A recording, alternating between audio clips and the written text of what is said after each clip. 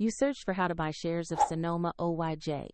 Sanoma is a Finnish media and learning company listed on CBOE EU under the ticker Sanoma.HE. This video is educational only and does not constitute financial advice. To buy shares, you need a broker account, and I will use eToro as an example to show the process.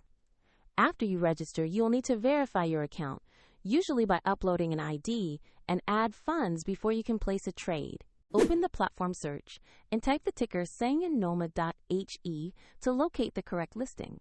Confirm you have selected Sanoma Oyj from the search results before proceeding. On the Sanoma page, check the basic company information and the price chart to confirm this is the right asset. Make sure the exchange shows CBOE EU and the ticker Sanoma.HE. Click Invest or Buy. Choose the amount you want to allocate, then review and confirm the order details before submitting. If the market is closed, your order may be scheduled as a market or limit order at the next session. And if your balance is insufficient, the platform will prompt you to add funds before confirmation. Once executed, your Sanoma position will appear in your portfolio alongside your other holdings. Check the description for the link if you want to follow the same broker example.